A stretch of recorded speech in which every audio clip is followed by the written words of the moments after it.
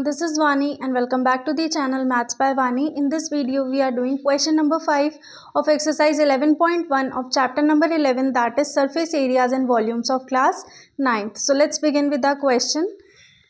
What length of tarpaulin 3 metre wide, एक tarpaulin है जिसकी की लेंथ हमें दी हुई है 3 मीटर वाइड है, वो will be required to make a conical tent of height दी हुई है and base radius दिया हुआ है 6 मीटर. ठीक है.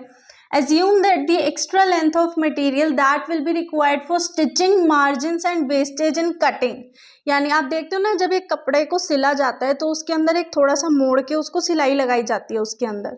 तो वो कह रहा है कि जो उसकी कटिंग में वेस्टेज होगी और जो मार्जिन को फोल्ड करके सिलने में जो हमें एरिया लगेगा, यानी कि जो लेंथ एक्स्ट्रा लगेगी वो अप्रॉक्स है 20 सेंटीमीटर. अब देखो, आपको मैंने बताया था कि अगर आपको सारी चीजें मीटर में गिवन है तो आप उसको मीटर में कन्वर्ट कर लो सेंटीमीटर से. अब जैसे यहाँ पर हमारे पास है 20 सेंटीमीटर, तो यानी कि हम क्या करेंगे, इसको मीटर में कन्वर्ट कर लेंगे. ठीक है, चलो स्टार्ट करते हैं हमारा क्वेश्चन.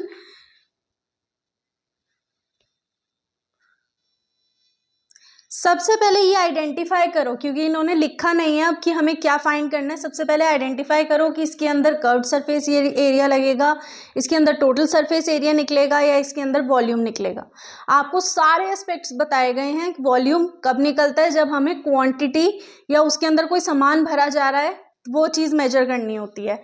यहाँ पर हमें ऐसा कुछ तो नहीं दिया हुआ, तो यहाँ पर हम निकालेंगे बच्चा, जब कॉनिकल टेंट बन रहा है ना तो कर्व्ड सरफेस एरिया निकलेगा. ठीक है.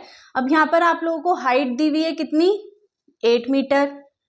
रेडियस कितना दिया हुआ है, 6 मीटर.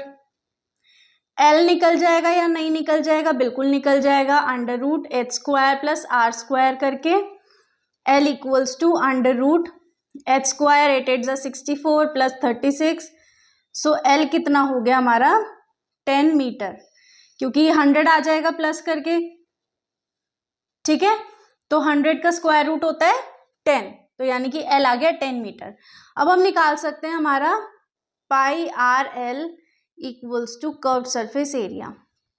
पाई हमें यूज करना है 3.14 इंटू आर हमारे पास कितना है 6 इंटू 10 अपॉन 100, डेसिमल हटाया, तो यानी कि कर्व्ड सरफेस एरिया हमारा कितना आ गया. देखो अब इसमें क्या करो, आप इसको यहीं मल्टीप्लाई कर लो. 6 4 ज़ा 24, 2 कैरी, 6 1 ज़ा 6 प्लस 2 8, 6 3 ज़ा 18 अपॉन 10.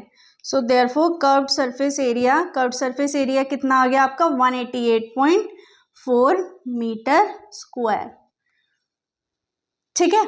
अब वो ये पूछ रहा है, हमें बेसिकली ये बताना है कि कितना कपड़ा जो है हमारा वो वेस्ट जाने वाला है. सो अब यहाँ पर देखो 20 centimetre of length is wasted.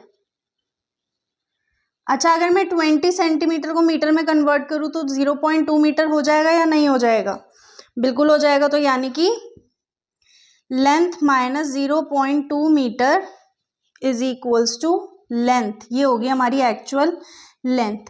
अब एक बात देखो, कपड़ा तो रेक्टेंगुलर शेप में होता है ना. जब आप एक कपड़ा लेते हो तो वो या तो रेक्टेंगुलर होगा, है ना, या फिर आपका कैसा होगा, स्क्वायर में होगा. बेसिकली रेक्टेंगल शेप में ही होता है. तो एरिया ऑफ शीट, यानी कि जितना एरिया, अब जैसे कि मैं ये कहती हूँ कि मुझे ये वाला जो बोर्ड है ना इसको तोड़ के एक कोन बनाना है, तो यानी कि जितना एरिया इसका है उतना ही एरिया कर्व्ड सरफेस एरिया का भी तो होगा. भाई एक बात बताओ, मैं ये कहती हूँ कि इसके अंदर जितना भी सामान लग रहा है ना इसको तोड़ के मुझे एक कॉनिकल टेंट बना के दे दो आप. ठीक है, तो दैट मीन्स जितना सामान इसमें लगा है उतना ही उसमें लगेगा, क्योंकि इसी को तोड़ के बनाना है. तो दैट मीन्स इसका area curved surface area of cone के क्या होगा, इक्वल होगा, equals to CSA of cone. अच्छा, area of sheet rectangular form में है, एंड रेक्टेंगल का एरिया क्या होता है, length into breadth equals to pi R L. Curved surface area अभी हमने यहाँ पे निकाला है 188.4, तो इसको डायरेक्ट आप यहाँ पर यही रख दो 188.4. ठीक है.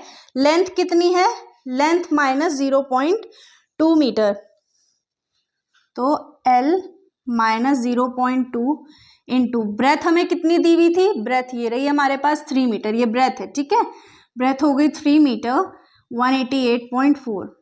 अब ये देखो क्या 188.4 3 से डिविजिबल है भाई। 8 + 8 16, 16 + 4 20, 20 + 1 21, तो यानी कि है, तो यानी कि L - 0.2 इक्वल्स टू 188.4/3।